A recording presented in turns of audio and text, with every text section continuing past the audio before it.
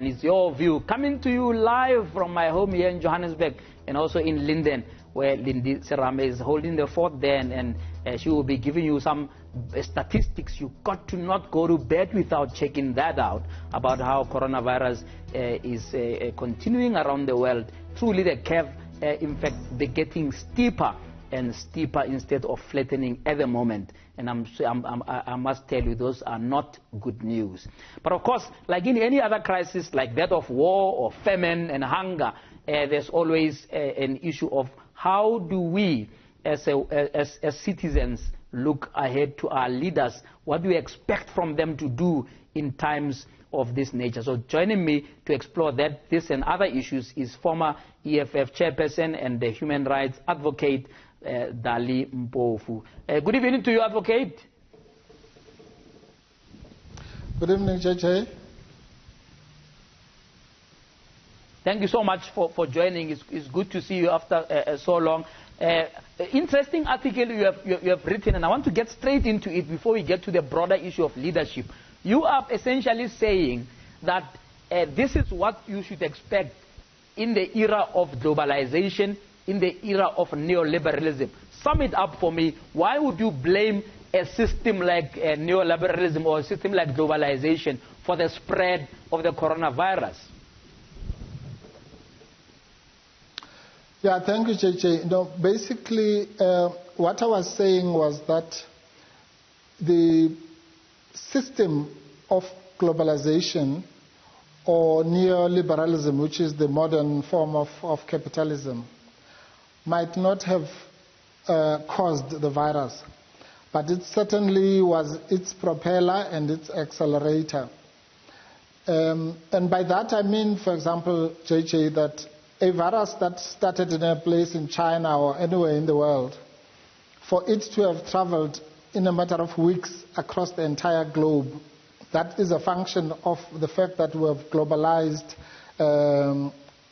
production, capital, money, and so on. So obviously something like this, it might have been a global phenomenon, but it would have taken much longer. But at a more serious level, the problem that I think we have caused since Reagan and Thatcher introduced neoliberalism is the fact that that system is based not just on greed and selfishness, and it has caused inequalities which are now coming back to bite us at an international level, at a national level. But also it sort of made it fashionable for people to be self-centered. And the central philosophy, as you know, JJ, of that system is that we don't want the state. The state is an impediment, it's a nuisance, and so on. The so-called market will solve everything, all humanity's problems. Now, that has been proven to be a fallacy, because right now everybody understands that it is only the state that has been able to rescue, to the extent that it has, society, or at least everybody relies on the state. I mean, the first people who spoke about nationalizing health care, for example, were the governor of New York, of all people, because suddenly he realized that the private hospital system was not going to be able to cope with this kind of crisis. You know what happened even in South Africa. As soon as the virus was announced, everybody rushed. There was binge buying. The so-called market collapsed on day one because people were taking food and panicking, as it were. And it had to be the state that comes with regulations, that comes with lockdown regulations and all sorts of other measures. And so I'm hoping that after Corona, the world will wake up to the fact that what we really need is to do away with the neoliberal approach, build capable states, make sure that next time, hopefully there's no next time, but next time if there's a calamity like this, we will be in a much better position globally. I mean, the fact that the US, which has been boasting about all sorts of things, is now responsible for a quarter of the infections, 25% of the global infections, is something that we should learn from. And the fact that a state-led intervention such as the one in China seems to be the one that has worked, I think that also speaks volumes. Yeah, and it's ironical though. It's ironical though that this virus started in China, right? And that we're meant to take lessons from there. But the reality is, and I want you to address this for me.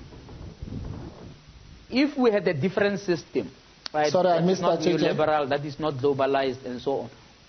Yeah, well, if we had a different system, right? Are you saying that the virus could have spread much less faster or much slower?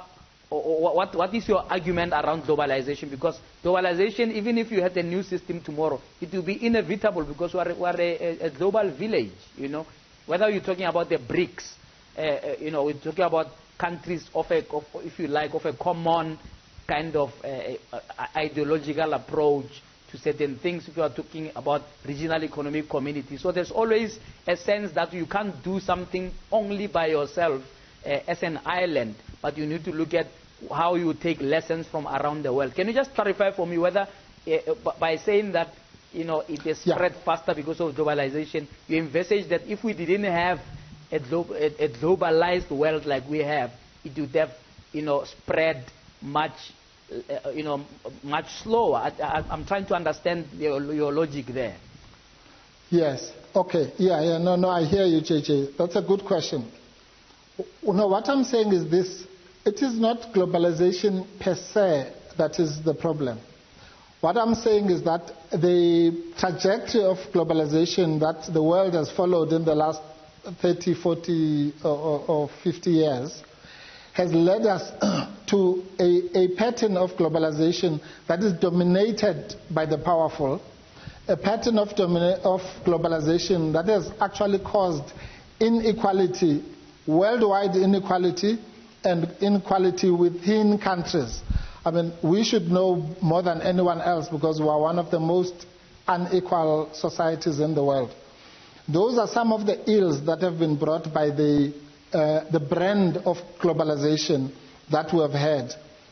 Another example, JJ, for example, is that the brand of globalization we have had has been responsible for devastating climate change. Nobody is saying that there would not have been climate change if there was a more humanist or socialist type of globalization. But it would not have resulted in a situation where millions, if not billions of people are now vulnerable and helpless against this particular pandemic. So the role of the geopolitics and the political economy that the world has followed in the past quarter of a century, in my argument, has had a serious impact. I mean, you just have to look at South Africa, JJ. And if we had had a more humane system, we would not have so many people who are now sitting in squatter camps, to whom the idea of social distancing is just a joke, quite frankly. Because how do you tell me about social distancing if I'm living in inhuman conditions, number one? Number two, I earn so much money that I live from hand to mouth, and then you tell me that I must sit at home for 6 weeks. All those things which are going to contribute to the spread of the disease are also exacerbated by the political and ideological framework within which the coronavirus found the world, so to speak. Yeah. Advocate, if I may just explore that slightly further. What is your analysis of the fact that a country like the US and the UK seem to have their health system failing when it has been punted as one of the best health systems and so on? And even if you compare now with some of the developing countries, the situation seems to be much dire in places like New York, Italy, and the UK. Is it because it's merely a calm before the storm, in your view, that we are going to be facing that kind of calamity very soon because of our poor health systems here? Yes, certainly. Starting with the international situation, you will know that even in the United States, the people who really have been against the current economic trajectory, let's take people like Bernie Sanders, the Labour Party in the UK. They have been saying for the past 5 to 10 years that the national health system, universal health care, to put it generically, should be expanded. And that call has been falling into deaf ears because the large pharmaceutical companies and all sorts of global capital interests benefit from a situation where there's a privatized system. Now, coming back home here, you're 100% right. The health care system, that is why in Spain, for example, one of the first things that they did, which was a good thing, was to say, we're going to nationalize the health system. There's no such thing as a private bed or a public bed. We're simply just going to cure our people, and we will deal with the consequences later. Now, here, what's going to happen here is that the public health system had already collapsed to nothingness. When you had the thing of the ward in Mamelodi, I think, which is called Marikana, that was a ward where they sent people to die, basically, because there were 4 beds and they were putting 40 patients of mothers who are giving birth to children. Now, those kinds of disparities, which we've been talking about year in, year out, are now going to come back to bite us. And if, God forbid, we don't get to the numbers that are spoken about in the other countries, but if we do, then all hell is going to break loose, because clearly we won't have the capacity both to take care of our health workers. You hear now that they are going on strike because they themselves have not been given protective measures, and also the infrastructure, which is hopeless. Everybody knows. Yeah. All right. I'm going to talk to you then about what, in the context of all that you have painted, what is then the role of leadership, both inside and outside government. And I want you to focus a lot on whether or not opposition parties could be doing something different. Are you happy with how they have themselves accorded themselves in this crisis in a manner that they have either held government to account or been part of initiatives to help the nation to navigate these stormy waters? We're talking to Advocate Dali Mpofu. He's a former EFF chairperson, but also an advocate and an activist in his own right. We'll talk to him some more after the break. Let's take a break now.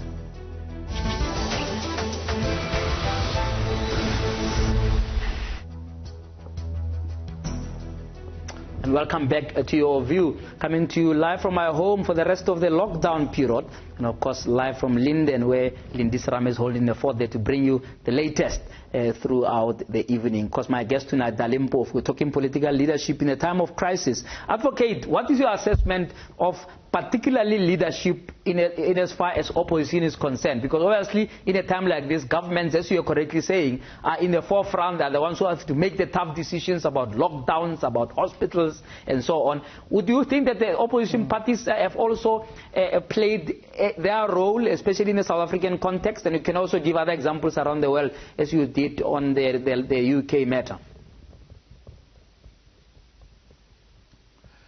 Yes, no, I think that there's room for improvement. JJ, it's easy to criticize. So one should give credit to the government to the extent that nobody expected this kind of calamity. So you can't expect that everyone would have just been ready and switch some button and everything would go hunky-dory. But having said that, and acknowledging the emergency nature of the problem, I think that the government in South Africa, one of the good things that they did, by the way, was the idea of gathering all the opposition parties up front before the first lockdown was declared. I thought that was a good move. But since then, you haven't seen that kind of united front. And I'm getting a bit worried that this whole thing is being led by the executive, as if we don't live in a democracy. For example, I'm critical of the fact that Parliament is closed throughout this crisis. Surely there must be ways that could be found where, obviously, not everyone must fly to Cape Town, but they could do an electronic kind of gathering or sitting. But the executive must be held accountable, because you are hearing of excesses, you are hearing of bungling, you're hearing of ministers that are breaching the rules themselves, and human rights abuses by soldiers and so on. And those things would require the opposition parties to be more vigilant, without being overly critical and without not being unsupportive of the broader government strategy. Because that's what should happen. This is like a war, we're in a time of war, so we should, all hands on deck. But that cannot be a substitute for holding the government accountable. So the courts will do their part in holding government accountable, but so should the legislature make sure that it protects the citizens. At a global level, JJ, maybe we're lucky because we're unlike the United States. I think the worst example has been the United States and the Trump government, because they have just politicized the entire thing. So because they have elections in November, because they have those elections, Trump sees this as an electioneering tool, and therefore you can see that is why they have such a big crisis, because the opposition governors are pulling in one direction, the ruling party is pulling in another direction. So I'm saying that maybe we're lucky that for us it happened not in an election year, so to speak. Are you surprised at some of the mutterings around corruption? Because this is where the opposition parties must also come in, as you are correctly saying, to hold government accountable. Because if there are habits of corruption, of malfeasance and unaccountability, they are only being exaggerated by the crisis, not created by it. Are you surprised in some of what we read over the news, the weekend papers, that there's a battle over resources, battle over food parcels for all we care, in various provinces and so on. Secondly, you have what do you make of a situation where the red ends are sent to demolish people's houses in the middle of this crisis? I'm battling to find a way to describe that kind of action, Advocate. JJ, just 20 minutes ago I was watching the situation that you're talking about. The evictions thing, again, is a failure of leadership, because you'll remember that at the national level we were told that there was going to be a moratorium on evictions. But clearly that has not filtered through. What on earth can ever compel anybody to go and demolish a structure, not even just evict people by taking them out, but demolish their living structures in winter in the middle of a lockdown?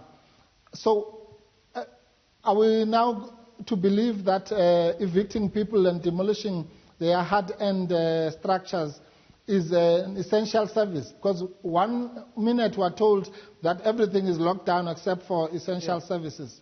So in what world is it an essential service to evict people? So I think that the mixed messages and the corruption, I'm not surprised to answer the red ends are not on lockdown. I mean, it was predictable. My biggest fear was the fact that when the regulations were introduced, they said they are suspending the PFMA and the MFMA. Now, these are measures which have already been woefully inadequate in arresting corruption. So if you take them away, then it's a free for all. And no wonder that ANC councillors and people like that have been found with food parcels or selling them or selling permits and that kind of thing. And this is exactly what I meant, JJ, when I say the pandemic exposes some of the social and economic ills of the kind of system that we have built, particularly in this country, in the past 25 years.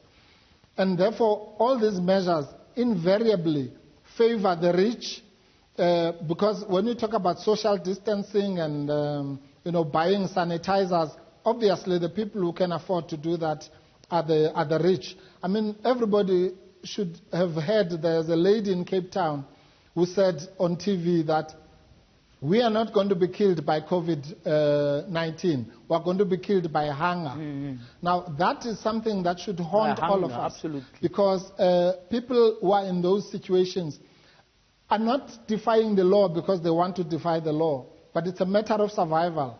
If you have to choose whether you might be killed by a virus and you might take your chances because the virus might not arrive, or hunger, which is actually facing you right now as you speak, and your children, then which one would you choose? Any human being will go out there and forget about all these regulations and do what they have to do for them to survive and for their family to survive. And the fact that human beings have been placed in that invidious position is a character of the economic system that we have. Yeah. I wish we had more time, Advocate, but we have to move on from the conversation. But as we conclude, tell me in summary, what kind of leadership interventions will this country need to survive the effects of the coronavirus post this lockdown and post this whole crisis? In summary. In summary, we need a decisive leadership. We need a leadership that is empathetic. You know, I mean, one of the depressing things was the fact that the very first announcement was to say supermarkets will remain open. And nobody thought about spaza shops, about other people, the ordinary people of South Africa. So, secondly, we need a leadership that is not going to play to the gallery and want to use this for political gain. They must consult experts. It must be led by experts in the medical field, in the legal field, in accounting, in retail, all sorts of sectors, in communication, people like yourselves. Somehow the leadership must be able to harness the skills that are there in South Africa so that we can come out of this and not use it for PR purposes, because this is literally a matter of life and death. The results are going to be judged by the outcome of what happens at the end of this pandemic, not by the day-to-day gains that people get by shining on television.